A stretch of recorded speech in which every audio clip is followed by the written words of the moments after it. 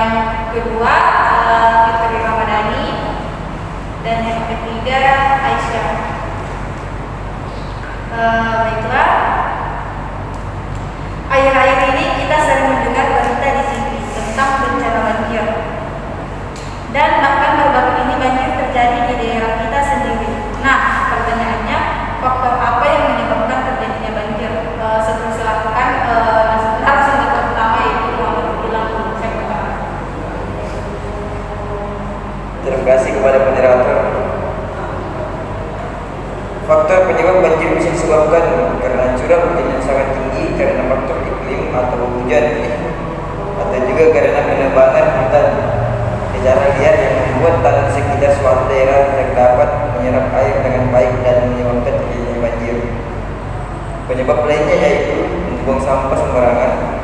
Sampah yang dibuang sembarangan ke sungai, danau, atau penyelamatan dapat berakhir ke sungai atau aliran air lainnya. Sampah organik mungkin akan membusuk, namun sampah anorganik dan sampah busuk akan menumpuk dan menyumbat saluran air. Penyumbaran tersebut akan mengganggu aliran air dan mengakibatkan banjir.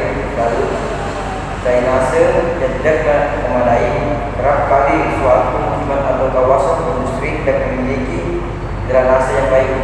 Akibatnya, air tidak dapat mengalir dengan baik sehingga meluap dan mengakibatkan banjir. Malas membersihkan lingkungan. Drainase yang baik tetap harus dijaga dan dibersihkan agar dapat terus mengalirkan air dengan lancar, sehingga diperlukan gotong royong antar warga. Itu yang dapat disampaikan. Saya kembalikan kepada moderator. Baiklah, selanjutnya yaitu apa dampak terjadinya banjir? Silakan kepada narasumber kedua.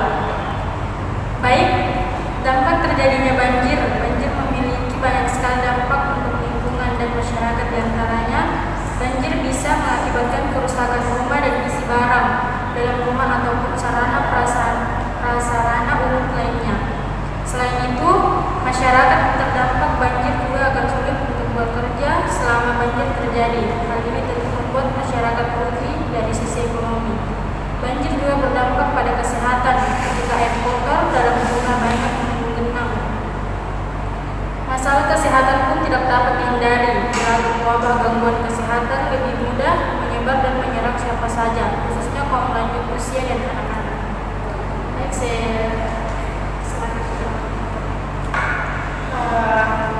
Baik, tadi narasumber dua sudah menjelaskan dampak dari terjadinya banjir, tapi itu hanya dampak negatif saja. Nah, pertanyaannya, setiap kejadian atau bencana pasti memiliki dampak negatif dan dampak positif, baik untuk manusia maupun alam.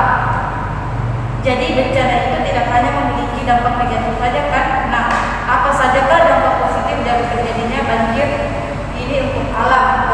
Silakan kepada narasumber ketiga. Ya, terima kasih atas kesempatan ini. Banjir ini seperti yang dikatakan oleh presenter tadi, bahwa banjir ini bukan hanya memiliki dampak negatif saja, tapi juga memiliki dampak yang positif.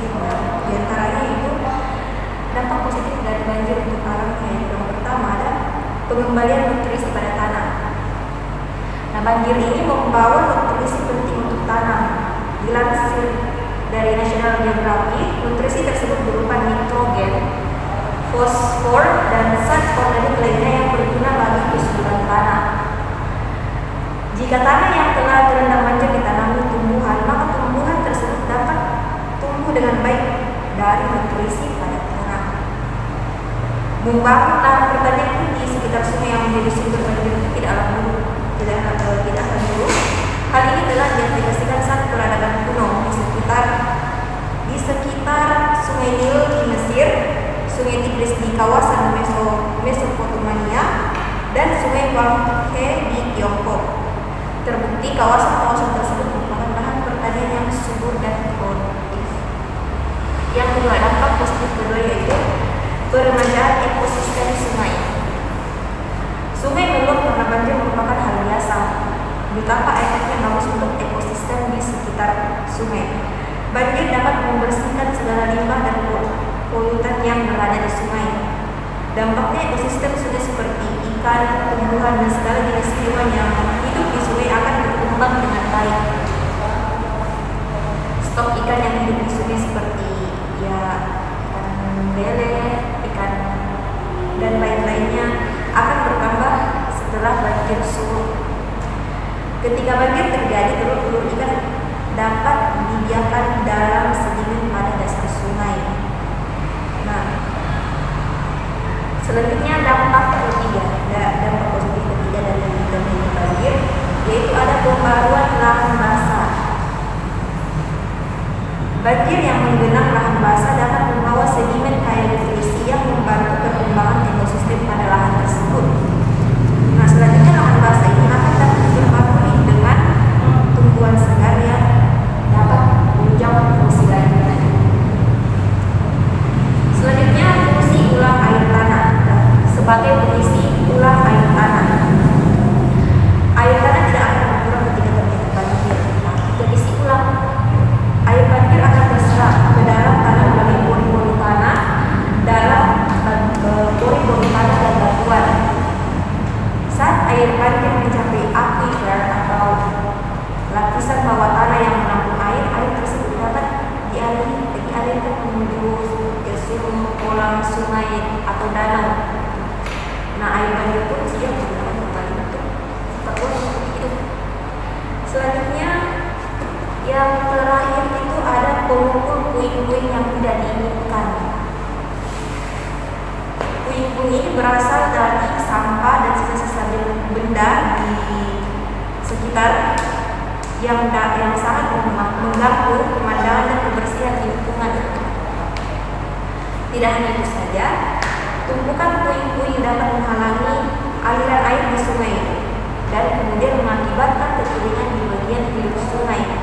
Kuatnya aliran banjir akan menggusur semua puing-puing yang berada di area yang terdampak olehnya. Nah, puing-puing yang terselip di sungai pun tergerus oleh banjir. Nah, ketika banjir surut, puing-puing ini yang tidak ikut hancur oleh banjir akan mudah disingkirkan atau diolah oleh masyarakat. Ya, saya kira sampai sini. Oke, itulah tadi beberapa penjelasan dari penyebab terjadinya bencana banjir dan dampak positif maupun negatif. Itulah dari hasil